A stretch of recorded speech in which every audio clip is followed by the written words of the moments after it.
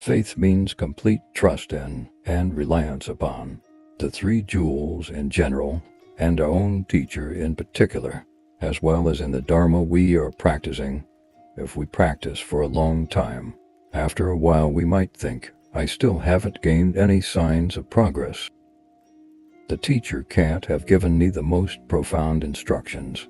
It would be better for me to do the main practice rather than the preliminaries, because it's more profound, or if we are doing the main practice we might think, I think it would be better for me to set aside this simple generation stage practice and do some dzogrim instead, or even Dzogchen would be more profound than these completion stage practices like tummo. You might think that once you have received the Dzogchen teachings you will have all kinds of profound, lofty experiences, even after just a few days. If you have such high expectations, then when things don't work out that way, you will begin to doubt the instructions and relax your diligence. Or, if you do develop the slightest hint of renunciation or gain some minor experience or realization, you will only develop pride and think the Kagyu, Sakya, and Gelug schools have nothing to compare with these Nyingma teachings. You must avoid developing such wrong views and arrogantly supposing that you have gained some special experience or realization. No matter who you are, the ordinary mind is always prone to change and transformation, so you should try never to get carried away. Even if you were to practice day and night with unflagging diligence for a full 12 years and still fail to have even one good dream, you must never lose heart, recognizing that this is due simply to the strength of your own obscurations. You must be confident that neither your teachers nor the teachings will ever let you down. On the other hand, even if you were to make such swift progress that in just a single day you reached the level at which there is nothing further in samsara to be abandoned, nor anything further in nirvana to be gained, you should feel no pride, because to do so would only invite the demon of obstacles.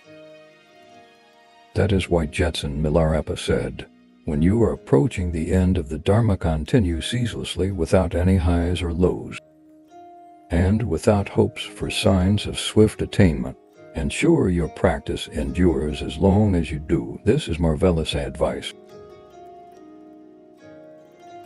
Renunciation means that while in the retreat center, every single time you recite the 7-line prayer or complete a single mala of mani mantras, you must dedicate it towards the attainment of Buddhahood for yourself and all other sentient beings. While in retreat, you should not waste even a single moment in idleness or frivolity, and you must avoid any form of insincerity or duplicity, such as pretending for as long as you are in other people's view to practice perfectly. Do all that you can to bring your own stubborn mind under control, and to develop your faith, diligence, and renunciation. Never think that the Dharma you are practicing is for your benefit alone. To recite even a single mani mantra is of inconceivable benefit, so dedicate it for the sake of all who live again and again. Develop compassion for all sentient beings in general, and particularly for those who dislike you. It might be difficult at first, but you will never attain enlightenment as long as you continue to feel ill will towards your enemies. Those who are not your enemies were in former lives your parents, and there is nothing fixed about the status of an enemy or friend. To feel hostility towards enemies and affection towards friends is nothing but a diluted form of perception. If you train your mind to recognize everything as insubstantial like a dream, hostility towards enemies will lose its meaning entirely. This is crucially important, because ordinarily our lives are driven by the yearning to acquire food and clothing, possessions, partners, status, and acclaim. We put a great deal of thought into devising the cleverest most efficient ways to obtain them, and we think, so and so has this much money, my friends have this much, so I need more. Or, in the past, I stayed in this kind of house in this part of town, but now I shall move to a better place. We must put a stop to all such thinking. With ordinary work, the more you do, the more suffering you create for the future. But now that you have found a human existence, met an authentic teacher, and received the Dharma teachings, your situation is even better and more fortunate than that of Indra, king of the gods. If you now put the teachings into practice with steadfast determination, you are sure to find happiness in all your future lives. So be content with only the most basic food and clothing. Let me put it simply. Do all that you can to renounce and minimize the ordinary affairs and activities of samsara. No one should stay in the retreat center without taking the vows of refuge. Even if you are a layperson, for the 3 years that you are in retreat you must avoid sexual relations, and while in retreat, it is enormously significant and beneficial to wear the robes of a monk or nun. The Buddha himself said it is permissible for anyone who has taken the vows of refuge to wear the monastic robes. Generally speaking, you have been practicing the teachings of the Mahayana ever since you first entered the door of the Dharma, and this is really nothing other than compassion. Without genuine compassion, there is simply no possibility of reaching Buddhahood. In their delusion, all the beings of samsara cherish only their own selfish interests and neglect others' welfare. At the moment, no matter how well off we may be in terms of food, clothing, or material possessions, and no matter how much happiness we may experience, we can never be satisfied. At the same time, if we give away even just a tiny fraction of what we own, it feels as if we are losing something enormous. We must let go of such attitudes and, instead of caring for ourselves alone, learn to cherish others. Previously we neglected others, but now we must neglect our own selfish goals whenever we perform any virtuous deed with body, speech, or mind. We must first remember that we are doing so as a means to bring about the enlightenment of all. In Dharma practice, the most important thing is motivation. If it is motivated by the wish to benefit all beings, then even a single prostration or a single recitation of the 100-syllable mantra will yield inexhaustible merit that will remain until we have reached enlightenment. And there are no beings left in samsara. Whereas if we do not have this motivation of universal benevolence, even 100,000 prostrations or 100,000 recitations of the 100-syllable mantra will bear fruit only once before the merit is exhausted. And a single burst of anger will be enough to destroy our entire stock of virtue. It is crucial to understand this. If we consider that our practice is for the sake of all others, then because sentient beings are infinitely vast in number, our own merit will be equally vast. No one is entirely free from suffering, so consider all the major and minor sufferings that befall others, and imagine them happening to you instead. How would you feel? Surely you would do all that you could to find a way to avoid the pain. So reflect continually on all the sufferings that other beings undergo, and develop the compassionate wish that they may be free from pain. Once you have true compassion, you will naturally feel the wish to benefit others. Our teacher, the Buddha, while still a bodhisattva, had such vast and overwhelming compassion that he made 500 prayers of aspiration for our benefit, and, as his followers, we too must make compassion the very core of our practice.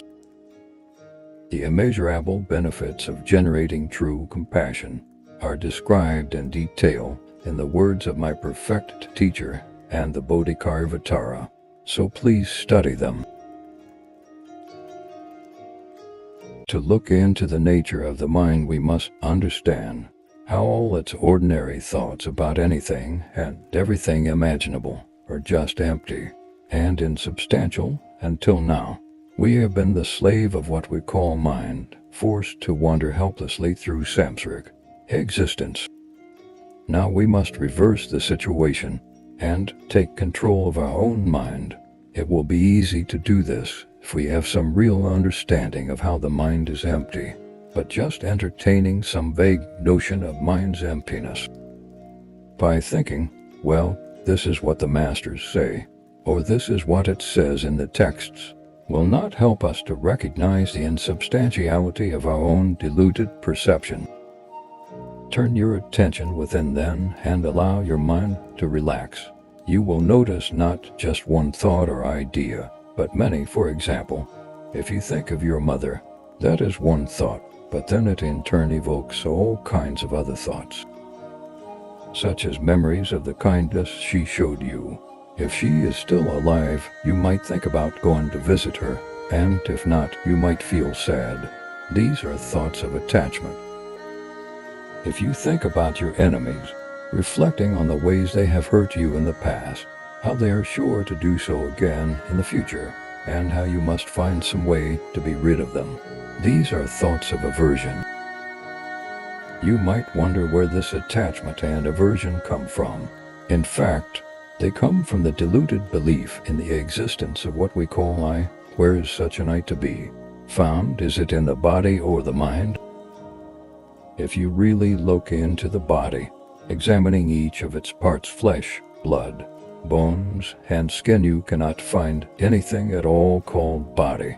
So how could this be the location of the I?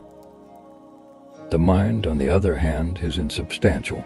So how could the I abide within it? In fact, the I is merely a concept or a thought. There is no location within a thought, and nothing could remain there. But still the power of one thought, such as the thought of our mother, causes us to think another thought about her kindness to us, and that in turn inspires the thought of wishing to see her.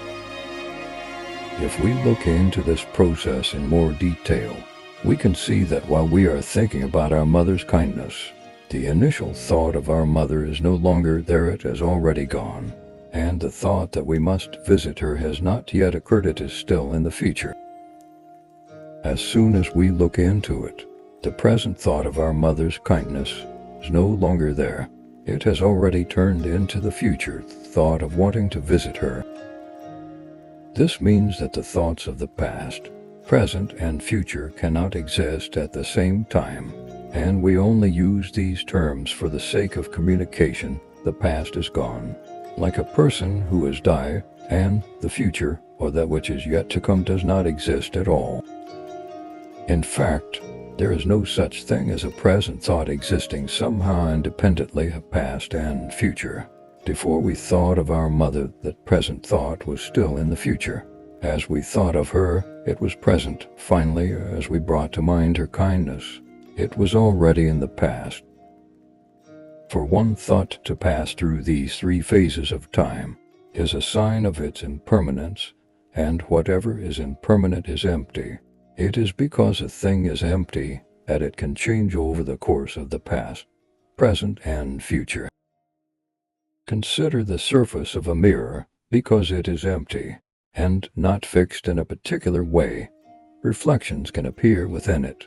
When a person's likeness appears in a mirror, the reflection resembles the real person, but the person's face has neither entered the mirror nor been transferred to its surface. The image of the face appears because of certain causes and conditions, including the clarity of the mirror and the presence of the person's face before it. The reflection of the face and the face itself are not the same. The reflection is inanimate, and when the reflection disappears, the real face does not. A face can be burned if it is touched by fire, but you cannot burn a reflection. Nevertheless, the reflection and the face are not completely different either, because the reflection cannot appear in the absence of the person's face, and if the person adopts a particular expression, such as a smile or a look of anger, the reflection also appears that way. For these reasons, thoughts and reflections appear to be real only when we fail to examine them or look into them in any detail. If we do pause to consider them, we find that although they appear, they do not really exist. And this is true not just of these phenomena. It applies to all the appearances of our deluded samsaric experience. They seem real enough, as long as we do not examine them too deeply, but when we do, we find that they are not real. This is why we refer to them as an examined, seeming reality. If the understanding of this point develops and takes hold, so that it becomes self-sustaining, that is what we call experience. When we become more and more familiar with this, so that the mind is no longer swayed by thoughts of aversion or attachment, that is what we call realization. When we examine thoughts again and again in this way, we come to see that although they have no real existence, still they appear, and although they appear, they are insubstantial. At the same time, we understand how the thoughts of the past, present, and future exist only as mere names or labels, and have no more reality than that. If we have this understanding, then whenever we think of our mother and remember all the kindness she showed us, we need not succumb to thoughts of attachment. We will think, even if I were to go and see my mother, what good would that do?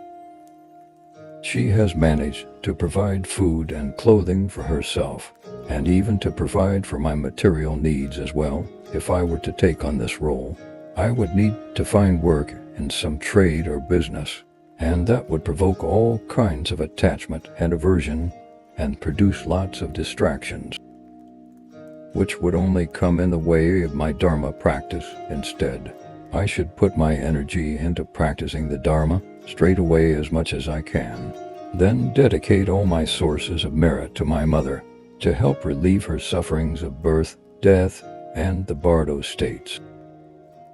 It would be better for me to forget about ordinary worldly feelings of attachment to my mother. She has other children who can take care of her material needs, but there is no one but me to offer her spiritual assistance. If we think this way, it will prevent us getting caught in the ordinary patterns of thought which can come up whenever we recall our mother. This also gives us some clues as to how we can give up our thoughts of aversion towards our enemies. At first it might be a little difficult to overcome our attachment and aversion, but by practicing again and again it will become easier. If you can overcome attachment and aversion, you will no longer accumulate karma. Moreover, if you look into the unaltered state of mind that follows whenever feelings of attachment or aversion have subsided, you will find the nature of mind.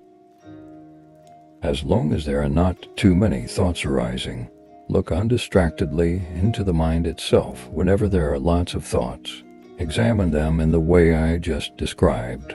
If you become really familiar with this by training in it again and again, recognition of the nature of mind will occur naturally, and spontaneously the mind will no longer be caught up in thoughts, and even if thoughts do rise, they will not have any real strength, and there will be no need to analyze or examine them. It will be sufficient simply to maintain an unaltered state of mind. If ever you cannot counteract a thought of attachment or aversion, repeat the process of investigation. When you have thoughts, don't react with anxiety, thinking, I shouldn't have thoughts during meditation. Now lots of thoughts are going to come. Simply look straight into the nature of any thought, be it positive or negative, and it will lose its strength and disappear without letting go of the state which follows. Look gently into the nature of mind, and thoughts will vanish by themselves. When thoughts no longer occur one after another in swift succession, you will gradually be able to liberate them when looking into the nature of mind. Don't expect to gain some exceptionally high or profound realization, or to see anything new. Nor should you hesitate or doubt your ability to meditate. Just trust that the nature of mind is simply the mind itself left in an unaltered state, and do all that you can to sustain this, without distraction, at all times during and between the meditation sessions. Don't expect to gain realization in just a few months, or even years, whether you develop any of the qualities that come from the practice or not. Remain steadfastly determined and resolved to continue the practice with diligence, day and night. Throughout this life, future lives, and the Bardo state, understand this: it is more important to take to heart the key instructions than to receive a great many teachings. In general, you should look at the instruction manual words of my perfect teacher, and check whether or not your practice accords with what it says there. If you notice something that does not correspond, change it. And if there is something that is only partially in agreement, see whether or not it can be improved. Aspire to practice the Dharma authentically, and never do anything that might upset your Dharma brothers and sisters. In short, devote yourself to the Dharma as much as you possibly can, with body, speech, and mind. I will certainly come and visit you, and I will always remember to pray and practice for your protection, so that all your wishes in accordance with the Dharma will be accomplished.